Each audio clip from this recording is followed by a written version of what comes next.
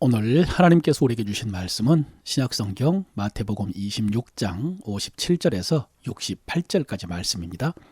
예수를 잡은 자들이 그를 끌고 대제사장 가야바에게로 가니 거기 서기관과 장로들이 모여 있더라. 베드로가 멀찍이 예수를 따라 대제사장의 집들에까지 가서 그 결말을 보려고 안에 들어가 하인들과 함께 앉아 있더라. 대제사장들과 온 공회가 예수를 죽이려고 그를 칠 증거를 찾으매 거짓 증인이 많이 왔으나 얻지 못하더니 후에 두 사람이 와서 이르되 이 사람의 말이 내가 하나님의 성전을 헐고 사흘 동안에 지을 수 있다 하더라 하니 대제사장이 일어나 예수께 묻되 아무 대답도 없느냐 이 사람들이 너를 치는 증거가 어떠하냐 하되 예수께서 침묵하시거늘 대제사장이 이르되 내가 너로 살아계신 하나님께 맹세하게 하노니 네가 하나님의 아들 그리스도인지 우리에게 말하라. 예수께서 이르시되 네가 말하였느니라.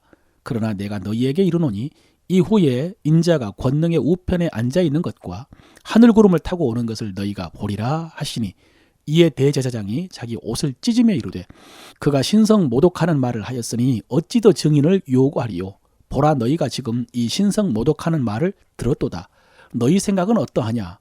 대답하여 이르되 그는 사형에 해당하니이다 하고 이에 예수의 얼굴에 침 뱉으며 주먹으로 치고 어떤 사람은 손바닥으로 때리며 이르되 그리스도야 우리에게 선지자 노릇하라. 너를 친 자가 누구냐 하더라. 아멘. 주님의 고난을 묵상하는 고난주간을 지내고 있습니다. 성령님께서 오늘 말씀을 통해서 십자가를 다시 체험하는 은혜 주시기를 바라고 그 은혜를 베풀며 말함으로 하나님의 나라를 세워가는 하루 되시기를 바랍니다. 지난 주일 설교에서 우리는 성도들이 믿음의 경주를 하고 있다는 말씀을 들었습니다. 경주 중에서도 장거리, 그 중에서도 릴레이라고 그랬죠. 그래서 이 믿음의 경주에서 꼭 필요한 요소 중에 인내를 말씀하시고 인내의 모델이신 예수를 바라보라고 하셨습니다. 특별히 십자가를 참으신 예수를 바라보라. 그렇습니다, 여러분. 우리가 믿음의 경주를 하면서 당하는 모든 어려움, 환경적이든지 아니면 관계적으로, 육신적으로 당하는 모든 어려움은 사실은 우리 주님이 이미 당하신 고난입니다. 그래서 우리가 우리 곁에 있는 사람들이 우리와 동일한 고난을 당하는 것을 보거나 그들로부터 위로와 격려의 말을 들을 때에 그것이 우리에게 힘이 되고 그래서 그로 인해서 그 고난을 견디게 되기도 합니다마는 가장 결정적인 것은 주님의 고난입니다. 주님의 십자가입니다. 우리가 어떤 고난을 당하더라도 주님의 십자가를 바라보면은 못 참고 못 견딜 고난이 없습니다. 왜냐하면 우리가 당하는 고난 중에 내 책임이 아닌 고난, 그러니까 100% 무고한 고난은 없거든요. 아주 작은 부분이라도 내가 원인이 되는 내 책임이 있습니다. 그러나 주님은 무죄한 분이셨습니다. 더구나 주님은 하나님의 아들이셨습니다. 그런데 그 주님이 십자가를 참으셨습니다. 육신의 고난, 죄인들의 정죄와 조롱, 제자들의 배신, 인간적인 아픔까지 다 참으시고 십자가를 치셨습니다. 그래서 주님의 십자가를 바라보면 우리가 못 참을 일이 없다는 것이죠. 그리고 이 주님의 십자가 고난이 꼭 십자가에 달리신 그 순간만을 의미하지는 않습니다. 넓게는 주님이 이 땅에 육신을 입으시고 태어나신 그 순간부터 모든 삶이 십자가였고요. 좁게는 지금 예루살렘에 입성한 이후부터 한순간 한순간이 십자가의 고난이라고 할 수 있습니다. 오늘 본문에 보면은 주님은 유대인 공회에 재판을 받고 계십니다. 그런데 여러분, 이 공회는 불법입니다. 한밤중에 죄인을 잡아놓고 몇몇 증인들을 동원해서 재판을 하고 있습니다. 더구나 그 증인들의 증언도 서로 받지 않는다고 했습니다. 그런데 예수님께서는 거기서 진리를 말씀하셨습니다. 자신이 하나님의 아들인 것과 장차 구름을 타고 이 땅에 임하실 것을 말씀하셨습니다. 그런데 오늘 본문에 의하면 주님은 그 진리로 인해서 사형 판결을 받으십니다. 거짓이 아니고요. 자기 죄가 아니고 진리를 증언하심으로 정죄 받으시고 사형 받으신 것입니다. 여러분, 우리가 살면서 억울한 일을 많이 당합니다. 특별히 사람들이 나에 대해서 말하는 것 중에 악하고 거짓된 것이 많습니다. 그래서 그것이 낙심의 원인이 되기도 합니다. 그런데 여러분, 우리가 아무리 억울하고 부당한 일을 당해도 오늘 주님만큼 하겠습니까? 그리고 주님은 그 모든 악한 무리를 심판하실 능력이 있으십니다. 그러나 주님은 그 모든 것을 참으셨습니다. 우리가 이 주님을 바라보고 묵상한다면 우리의 고난을 참고 견딜 수 있는 힘을 얻게 될 줄로 믿습니다. 이어지는 베드로의 부인도 마찬가지입니다. 가까운 사람, 믿었던 사람에게 당한 배신은 더 가슴이 아프고 견디기 힘들 것입니다. 그러나 주님은 그것을 미리 아셨으면서도 베드로를 위해서 기도하셨고요. 나중에는 베드로를 찾아가서 그를 회복시켜 주셨습니다.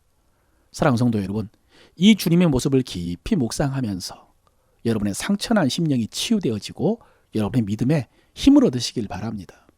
마지막으로 오늘 읽지 않았지만은 베드로가 주님을 부인하는 말씀 중에서 눈에 띄는 말씀이 있어서 여러분과 마지막으로 나누고 싶습니다. 마태복음 26장 73절에서 75절인데요. 조금 후에 곁에 섰던 사람들이 나와 베드로에게 이르되 너도 진실로 그 도당이다. 내 말소리가 너를 표명한다 하거늘 그가 저주하며 맹세하여 이르되 나는 그 사람을 알지 못하노라 하니 곧 닭이 울더라.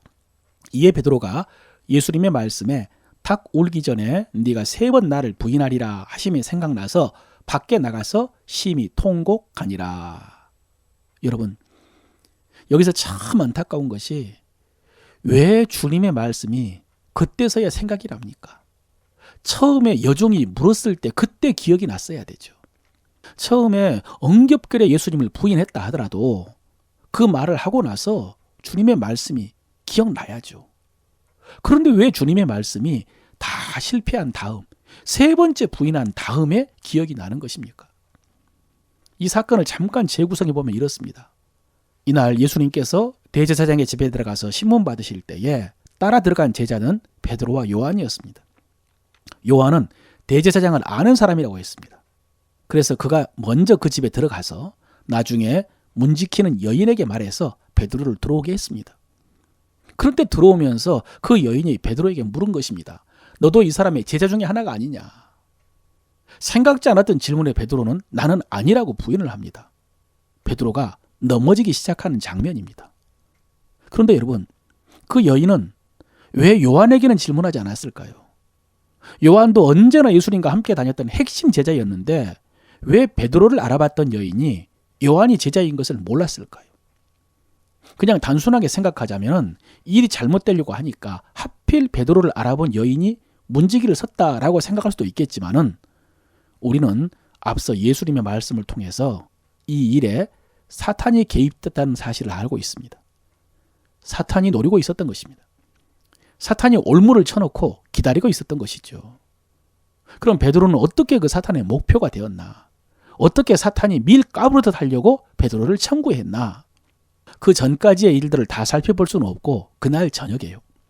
6월절 만찬 먹는 자리에서 보면은 베드로가 가장 나서서 큰 소리를 쳤습니다. 장담을 했습니다. 자기는 주를 위해 죽을 수 있다고 했고요. 다른 사람들은 다 주를 부인할지라도 자기는 주를 부인하지 않겠다고 했습니다. 여러분, 이런 교만과 헛된 장담이 사단의 타겟이 되도록 한 것입니다. 3번째 부인할 때도 보면요. 불을 쬐고 있을 때 한 사람이 또 베드로를 보고 물었습니다. 너도 진실로 그 도당이다. 네 말소리가 너를 표명한다. 그런데 여러분, 요한복음에 보면은 그 사람이 하필 베드로에게 귀를 잘린 말고의 친척이었습니다. 그러니까 예수님을 잡으러 갔을 때에 그 자리에서 칼을 휘두르던 베드로를 본 것입니다. 어찌 일이 안 되려고 하니까 이렇게 안 될 수가 있습니까? 여러분, 이것을 우연이라고 할 수가 없습니다. 이것이 예수님께서 겟세마네 동산에서 기도하시면서 시험에 들지 않도록 깨어 기도하라 하셨는데 그때 기도하지 않고 잠만 잤기 때문에 이런 시험에 걸려 넘어졌다라고 말할 수도 있겠지만은 그렇게 기도하지 않는 것도 한편으로 보면은 교만 때문이라고 할 수가 있습니다. 스스로 자기 의지와 힘을 믿은 것입니다. 그러므로 사랑하는 성도 여러분, 우리가 십자가를 지고 주님 따라가는 동안에 믿음의 경주를 하는 동안에 교만은 치명적인 실수라는 사실을 알아야 됩니다. 교만하면 올무에 걸리고 넘어집니다. 네가 닭 울기 전에 3번 나를 모른다고 부인하리라 라고 경고하신 주님의 말씀이 처음에 생각나지 않는 것도 같은 맥락입니다. 여러분, 교만하면 말씀이 들리지 않습니다. 자기에게 주신 말씀이라는 생각을 하지를 못합니다. 특별히 책망하시는 말씀을 받아들이지 못하고요. 핑계하고 거부하게 됩니다. 반대로 겸손하면 말씀을 들을 수 있고 기도할 수 있고 시험에 들지 않습니다. 나는 마음이 온유하고 겸손하니 나의 멍에를 메고 내게 배우라. 그리하면 너희 마음이 쉼을 얻으리라. 그러니 여러분, 주님의 인내를 배우고 주님의 겸손을 배우고 그렇게 해서 주의 본을 따라 승리하는 여러분 되시기를 주의 이름으로 축원합니다.